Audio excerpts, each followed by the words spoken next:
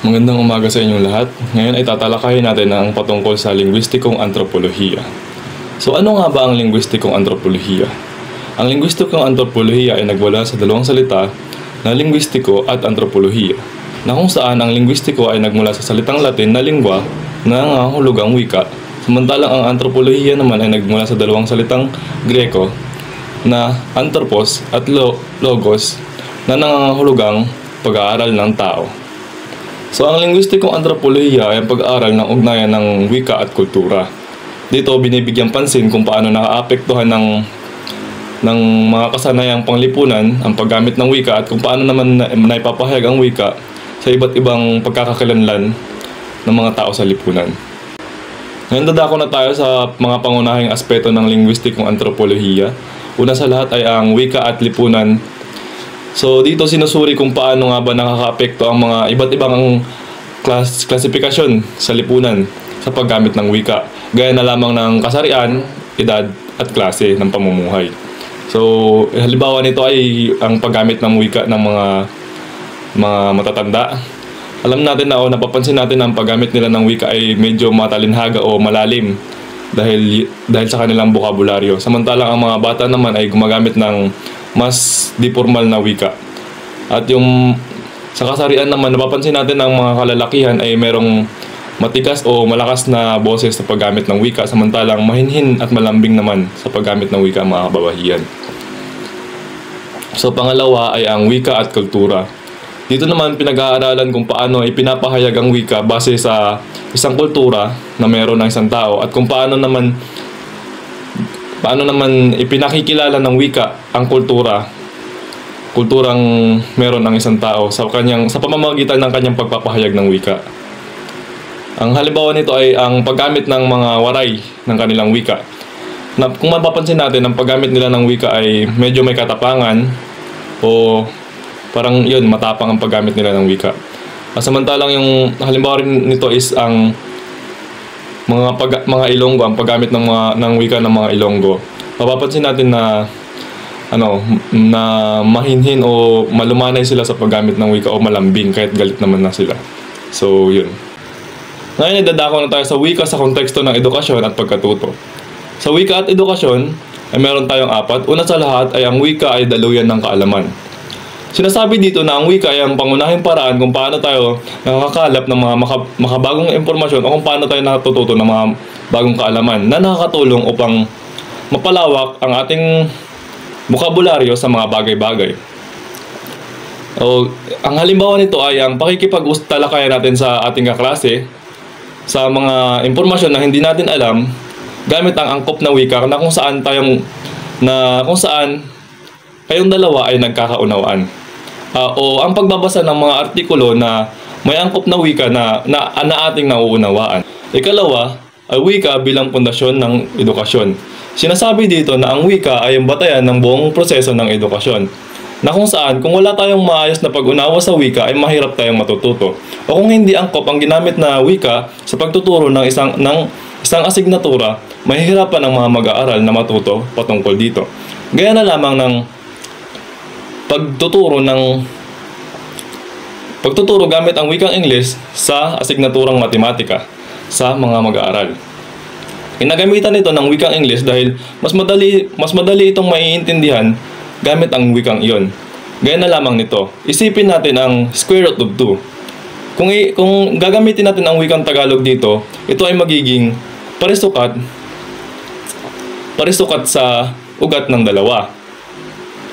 Mahihirapan ang mga mag-aaral kung ito ang gagamitin. Ikatlo ay ang halaga ng katutubong wika sa pagkatuto. Sinasabi dito na mahalaga ang paggamit ng wikang katutubo sa pagtuturo lalo na sa mga bagong mag-aaral. Dahil mas madali silang matututo kung gagamitin ito sa pagtuturo sa kanila dahil ito ang kanilang wikang ginagamit o unang ginamit. Halimbawa na lamang nito ay ang pagtuturo ng gamit ang wikang Palauan sa mga katutubong Palauan.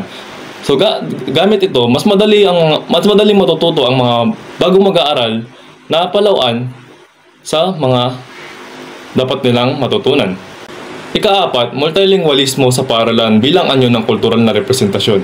Sinasabi naman dito na ang pagtuturo ng maraming wika sa paaralan ay nagpapakita ng pagpapahalaga sa iba't ibang kultura.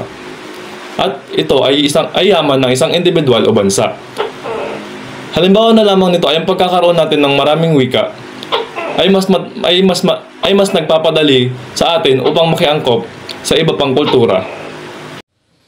Wika. So, gamit ang linguistikong antropolohiya, pinag-aaralan dito kung paano natin binibigkas ang ating mga wika base sa ating mga kultura. So, napaloob din dito yung pagbibigay kahulugan o suspeto o paggalang sa ating mga wikang ginagamit na ipinasa at minana natin sa mga ninuno natin. At napaloob din dito yung mga katutubong wika na ginagamit natin sa panahon ngayon. So, pag sinabing katutubong wika, hindi lang basta sa mga Igorot, Badyaw, Nitibo, Palauan, kahit ano pa dyan. Kasama rin dito yung mga wika na ginagamit natin. Kagaya ng mga Cebuano, Ilocano, Bisaya,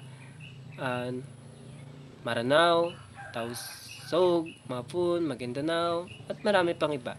Na kung saan ay nagbibigay ito ng malawak na kaisipan at malawak na kalaman sa mga tao para magkaroon sila ng ideya kung anong kultura at wika ang ginagamit mo.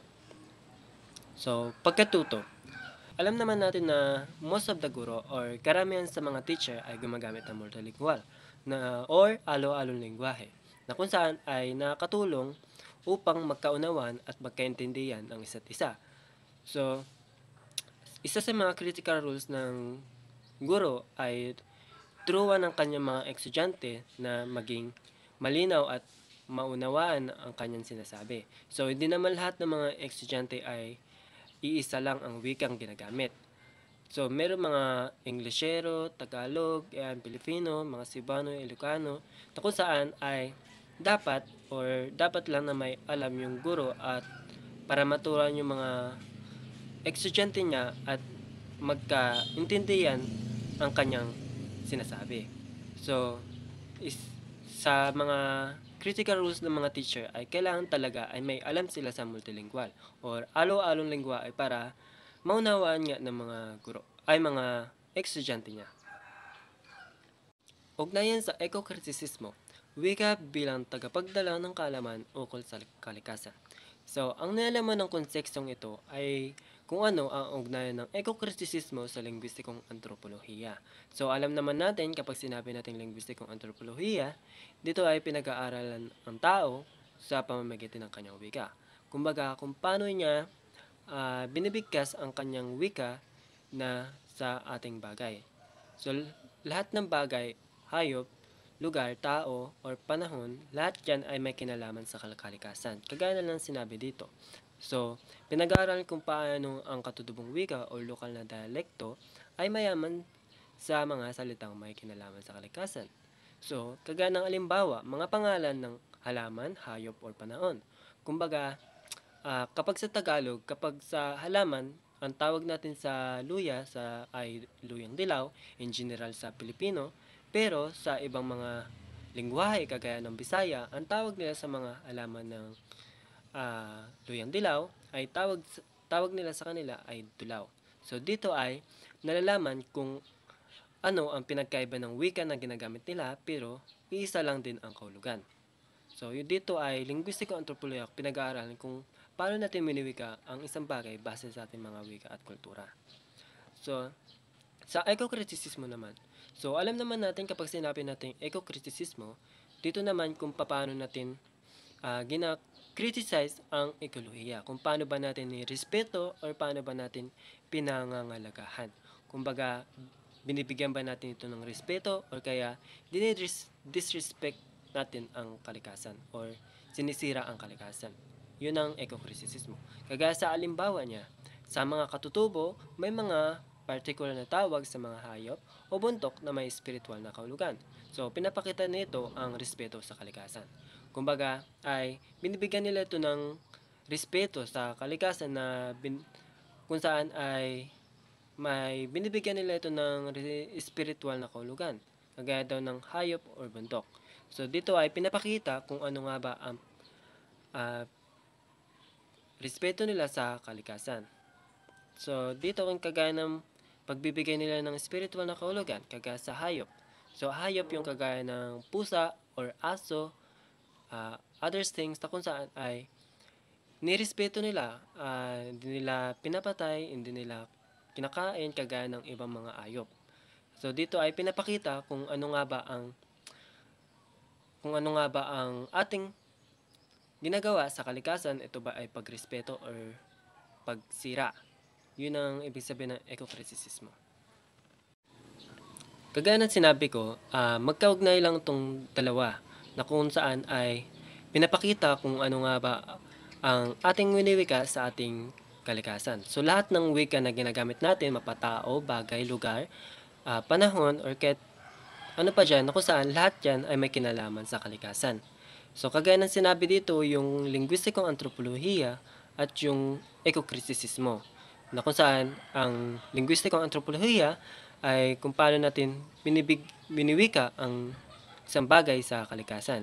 Kung depende sa tradition or paniniwala ng bawat tao. So sa eco-criticism naman, dito naman yung tumutukoy kung paano natin binibigyan halaga or minamaliit ang tao sa kalikasan batay sa kanilang wikang ginagamit. So, kumbaga, paano natin siya nirespeto o paano natin minsan minamaliit ang isang bagay. So, kagaya dito, halimbawa, kung ang isang wika ay maraming salita para sa iba't ibang uri ng ulan, ibig sabihin nito ay may malalim na relasyon ang kultura sa kalikasan. So, para maintindihan, paikliin natin. So, more on na maraming pangalan or kahulugan ng isang bagay, ibig sabihin nito ay malalim ang relasyon mo sa bagay na yon. So, kagaya ng yung sa mga malalaking puno, kung mapapansin nyo sa mga malalaking puno ay hindi nila ito pinuputol or kaya ay binibigyan nila ito ng mga kahulugan or mga maraming pangalan na kung saan ay kaya nako-considered as a pagrespeto ka sa kalikasan. Kumbaga ay malalim ang relasyon mo sa bagay na yun, sa puno na yun, kasi ay minsan sinasabi mo ay ito ay matandang puno na kailangan din naputulin or kaya ay ito ay tahanan ng Panginoon na kailangan wag naputulin or kaya ito ay isang mga duwende, bahay ng mga duwende o kaya ito ay mahalagang simbolo dahil ito ay malaking puno kaya kailangan natin to respetuhin at alagahan. Wag ito sirain at putulin. Kaya na kung saan ay pinapakita yung malalim na relasyon mo sa bagay na yun. Yun ang ibig sabihin ng nasa halimbawa. Ang sabi po dito, ang linguistikong antropolohiya at eco-criticism ay dalawang disiplina na nakakatulong upang mapalalim natin ang ating kaalaman tungkol sa ugnayan ng tao at kalikasan sa pamamagitan ng pag-aaral sa mga panitikan ng kwento tulad ng epiko, kwentong bayan at mga kasabihan. Ang eco-criticism sa madaling sabi, ito ay pag-aaral sa mga panitikan ng kwento kung saan nakatuon sa ugnayan ng tao at kalikasan, kung anong klase ang pakikitungo ng tao sa kalikasan, iningatan ba or sinisira. Ngayon, sa example na hudhud, ang hudhud po kasi ay isang epikong awit ng mga ipugaw kung saan patungkol sa buhay at kalikasan. Ngayon, sa tulong ng eco-criticism, nagkakaroon tayo ng malalim na kaalaman kung paano pinapahalagahan ng mga ipugaw ang kalikasan at kung paano nakabase ang kanilang kultura dito. Ngayon naman, ang linguistikong antropolohiya sa madaling sabi, ito ay pag-aaral tungkol sa ugnayan ng wika at kultura, kung paano natin napapakalat o napapanatili ang ating kultura sa pamamagitan ng wika. Ngayon, sa example po na hudhud, nakakatulong ang linguistikong antropolohiya upang magkaroon tayo ng kaalaman o kaunawan sa kung anong papel ng wika sa pagpapanatili o pagpapakita ng mga paniniwala ng mga ipugaw at kung paano pinapahalaga ng mga ipugaw ang kalikasan. Ngayon, sa conclusion naman, ang sabi dito, ang dalawang disiplinang ito ay nakakatulong upang magkaroon tayo ng malalim na pag-unawa tungkol sa ugnayan ng tao at kalikasan at sa kung ano ang papel ng wika sa pagpapanatili ng ating kalikasan at pagpapahalaga sa ating mga kultura. Ngayon, sa usapang edukasyon naman, nakakatulong ito upang maituro sa mga mag-aaral kung bakit kailangan nilang mapalalim ang kanilang koneksyon sa kanilang mga kultura at kalikasan. Yun lang.